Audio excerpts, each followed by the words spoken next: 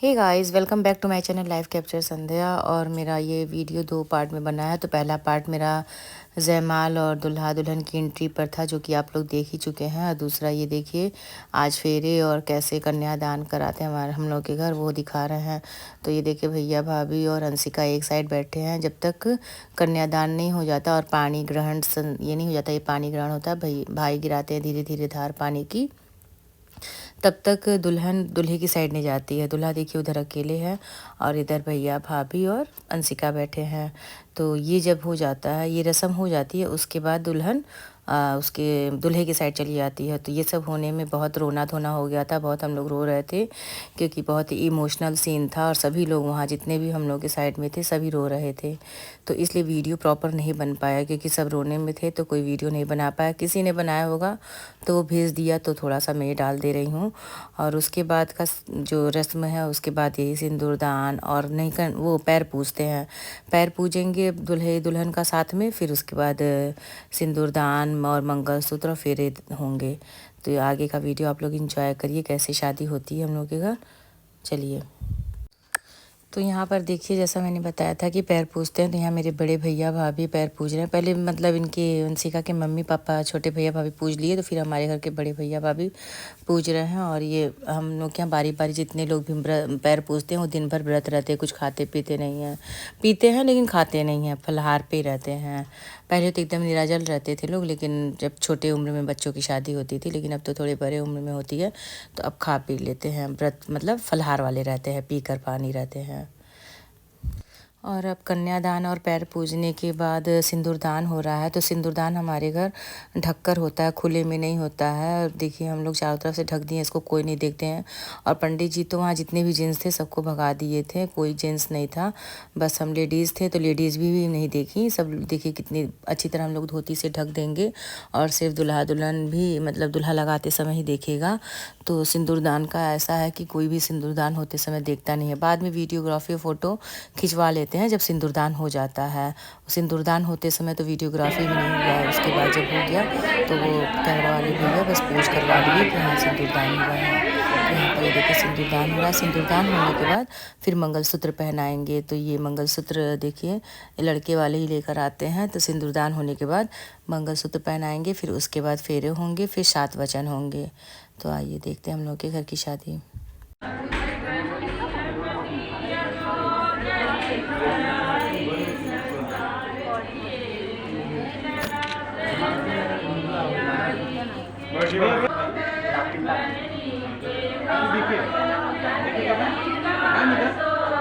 और अब देखिए मंगलसूत्र और सिंदूरदान हो गया, तो अब फेरे लिए जा रहे हैं, जो कि अग्नि को साक्षी मानकर फेरे लिए जाते हैं। पंडित जी की जैसा कि बताएं कि 5 लोग हमारे विवाह के गवाह होते हैं, 5 लोग साक्षी होते हैं जो हमारा विवाह संस्कार होता है। तो पहले तो मतलब ध्रुव और तारा होते हैं, दूसरे ब्राह्मण होते हैं, तीसरा जो समाज इकट्ठा होता है, जो हम लोग इकट्ठा होते हैं ये होता है, चौथा अग्निदेव और 5वां ब्राह्मण देवता।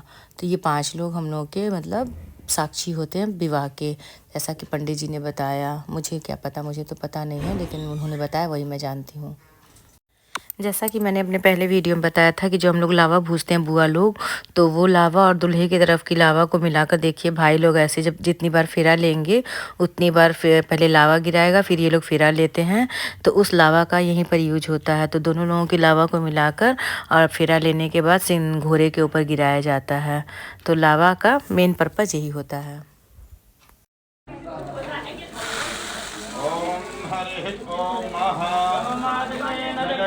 और अब फेरे और सिंदूरदान हो चुका है। तो अब देखिए यहाँ पर मंगलसूत्र पहना रहे हैं। सिंदूरदान होने के बाद ही मंगलसूत्र पहनाया जाता है और सिंदूरदान होने के बाद ही फेरे लिए जाते हैं। तो फेरे हो चुके हैं, तो अब यहाँ पर मंगलसूत्र पहनाएंगे। उसके बाद इन लोगों के 7 वचन कौन कौन से हैं वो दिलाए जाएंगे। तो वो आप लोग भी सुन लीजिए कितने इम्पोर्टेंट हैं। महालक्ष्मी चधीमहि तन्नो देवी प्रचोदयात्। हरि लेकर करेंगे, बोले पड़ेला सीताराम। किसी भी धर्म पूजा पाठ घर में करते हैं तो हमको सब जगह संगनी के साथ लेकर ही पूजा पाठ करेंगे। कन्या चतुर्थी के कह रही है कि देखिए कभी ऐसा समय आया कि मैं संयोग से अपनी मैके चली आई और मेरे अगल बगल बंधु के यहाँ कोई कार्य परोस पड़ गया और संयोग से भूल से मैं वहां चली गई। भूल से मैं वहां चली गई। अगर मैं घर आती हूँ तो मुझे आप लज्जित नहीं करेंगे।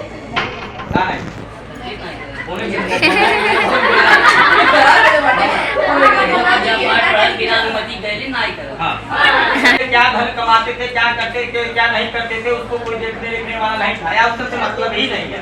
आज के बाद जो भी धन कमाएंगे वो सब कुछ ला के हमारे हाथ पर रखेंगे। आज के बाद जो भी धन कमाएंगे सभी के हाथ पे ला के रखेंगे ना। फिर छठा वाक्य देखिए, और किसी प्रकार के घर में गाड़ी, जमीन, मकान, कोई भी घर में नया कार्य कर रहे हों तो एक बार हमसे अर्धांगिनी हम निर्णय देने वाले नहीं हैं। क्या आपके ऊपर हम निर्णय आपको नहीं देते। अगर घर में आपको लगता है कि कोई भी कार्य आप कर रहे हो तो हमसे पूछने योग्य। हर कार्य में एक बार हमसे सलाह मशवरा जरूर है। कोई भी काम हो, कोई भी चीजें बढ़ेगी, कोई भी कार्यक्रम होगा तो एक बार सलाह इनसे लेके करना। सतवा वाक्य पे हम आ गए कि देखिए इससे पहले आप क्या करते थे, आपके पास की जानने की आवश्यकता है। आज के बाद अभी से ये प्रण कर लीजिए कि किसी भी पराई स्त्री को नहीं देखिए। देखिए मना नहीं, बेटी वही गले खातिर मना नहीं करेंगे, गलत दृष्टि से नहीं देखेंगे। सातों वचन से क्या है मान लिया जाए एकदम। इसी प्रकार आपने कह दिया कि तुम्हारे सातों वचनों को मैंने स्वीकार कर लिया, मान लिया, लेकिन मेरे भी कुछ शर्त और नियम है जिसे आपको स्वीकारना होगा। तो देखो ये कह रहा है कि जब मैं घर में रहूं तो आप अनेकों प्रकार का जब मैं घर में रहूं तो आप अनेकों प्रकार का श्रृंगार करो, और जब मैं घर से दूर देश विदेश चला जाऊं तो आपको उन सब चीजों से मुंह मोड़ लेना होगा। इन चीजों से मैं दूर देश में है तो उसका लोगों का समाज का नजरिया गलत है।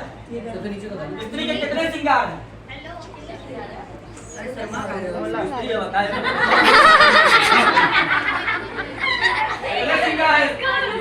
शास्त्र में श्रृंगारों का वर्णन कितना किया गया है? 16 श्रृंगार। अच्छा, उनमें से 5 श्रृंगार कौन सा प्रमुख है जो स्त्री को कभी भी अपने शरीर से अलग नहीं करना चाहिए? पहला, उस 5 श्रृंगार का साइड इफेक्ट क्या होता है और फायदा क्या होता है? सुहागन स्त्री को कभी भी पैर का बिछुआ नहीं उतारना चाहिए। जब चंद्रमा की केंद्र बिंदु बंधी रहती है तो पति के हर लक्ष्य के कार्य को तुरंत सफलता प्राप्त होती है। तो सुहागन स्त्री को कभी भी पैर का बिछुआ नहीं उतारना चाहिए। दूसरा, सुहागन स्त्री को कभी भी कलाई खाली नहीं रखनी चाहिए। जो स्त्री कलाई खाली रखती है तो उसके पति का हर मार्ग में बाधा पड़ जाता है और शत्रुता पैदा होने लगती है। तीसरा, सुहागन स्त्री को कभी भी गला खाली नहीं रखना चाहिए। कहते हैं शास्त्र में कि अगर लई संतान होला तो संतान के खून जरेला, और नाई जरे संतान तो अपने पति के खून रक्त के समान जलता। तो कभी भी सुहागन स्त्री को अगर न भर टूट रहे तो लाल धोरा भी गले में डालकर रख लेना चाहिए। ठीक है। और तीसरा, चौथा, अंग वस्त्र उड़ता पहनना चाहिए। और पांचवा, मांग का सिंदूर। हर सुहागन स्त्री को एक बार ही सिर्फ पति मांग भरते हुए देखता है, जब भरता है। हर सुहागन स्त्री को स्नान के उपरांत अपने मांग में सिंदूर भर लेना चाहिए, और तथा उस सिंदूर को कभी किसी को दिखाना नहीं चाहिए। उससे फायदा क्या होता है कि लोग कहना सुहागे के नजर लग गई, वह नजरवा होला जो 2-4 लोग जाके बैठ जाला मूड़ी पे। अंश और बरकत घर में नहीं आता। ये 5 श्रृंगार अपने जीवन बैठा लो कि यह करना ही करना, बाकी 16 मत करो, कोई आवश्यकता नहीं। जब अवसर पड़े तब करो। जब मैं घर में रहूं तो अनेकों प्रकार का श्रृंगार करो, जब मैं घर से दूर देश विदेश चला जाऊं तो आपको इन सब चीजों से मुंह मोड़ लेना होगा, ठीक है। वह दूसरा वाक्य कह रहा है यथाविधेय कभी भी ऐसा घर में कोई भी मैं निर्णय लेता हूं तो कभी मेरे समान चित्त के और अनुचित मत चलना। अगर आम के इमली कहत हमें तो इमली कहत सीख ले। अगर रावण को मारने के लिए विभीषण नहीं भेज दिए होते तो राज्य बाकी होते, तो कभी भी दूसरे के चढ़ाए आने पर मेरे भी किसी भी बात का उल्लंघन नहीं करोगे, ठीक है। तीसरा कि देखो तुमने कह दिया कि जो कुछ मैं कमाऊं तुम्हारे हाथ में ला के रख दूं, लेकिन जिस माँ ने मुझे जन्म दिया, जिस पिता ने मुझे पालन पोषण किया, जिस भाई के साथ पला बढ़ाऊं और जिस बहन के साथ खेला कूदा, अगर मैं घर में मेरे कोई भी कार्य परोज पड़ता है, बहन की शादी, भाई की पढ़ाई इत्यादि कोई भी कार्य पड़ता है, अगर मैं उनके लिए कुछ भी करता हूँ तो कभी भी तुम विघ्न बाधा नहीं डालोगे। आज इस विवाह को मैं 5 लोग को साक्षी मानकर तुम्हें पत्र स्वीकार करता हूँ। पहला ध्रुव, दूसरा तारा, तीसरा अग्नि, चौथा ये पूरा संप्रदाय और 5वां ब्राह्मण। मैं इन 5 लोग को साक्षी मानकर तुम अपनी धर्मपत्नी बनाता हूँ। और 5वां और लास्ट ये देखो, एक भोजपुरी में लोग कहते हैं तो जितनी मेरी औकात है उतने में ही गृहस्थी चलाने की प्रयास करना। अब अधिकतम सोचना, जब संघर्ष का समय ज्यादा हो जाएगा वो भी उपलब्धि मिलेगी। तो मेरी 10 रुपए कमाने की औकात तो प्रयास करो कि हमारा तुम्हारा गृहस्थ जीवन 5 रुपए में गुजारा हो जाए और 5 तो अब विवाह संपन्न हुआ और देखिए जब विवाह संपन्न हो जाता है तो वर और वधू को हम लोग कोहबर में लाते हैं, जो हम लोग चार्ट पेपर पर घर पर बनाए थे तो वो हम लोग लाकर मैरिज हॉल में लगा दिए, तो उसी को कोहबर बोलते हैं।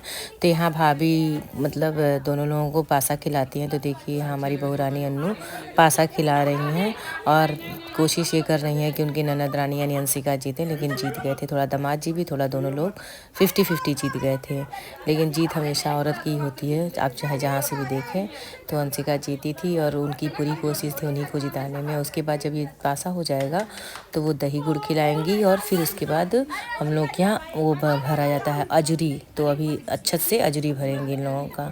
तो इसके आज का वीडियो मेरा इतना ही है क्योंकि बहुत लंबा ये भी वीडियो हो जाता।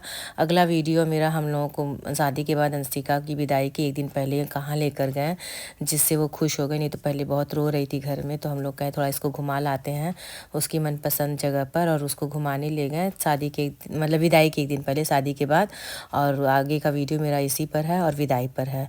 तो फ्रेंड्स मैं अपना वीडियो यहीं पर ख़त्म करती हूँ। आप लोग आगे वीडियो को एंजॉय करिए और पासा को एंजॉय करिए और देखिए कैसे दूल्हा दुल्हन पासा खेलना है, कैसे बाकी रस्म निभा रहे हैं।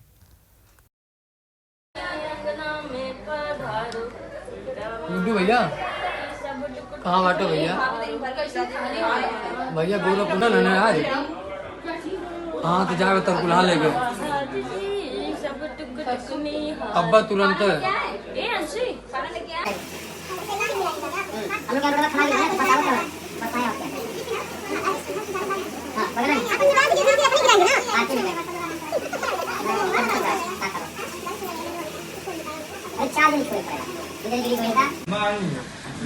राती में खाए तो बैठी नहीं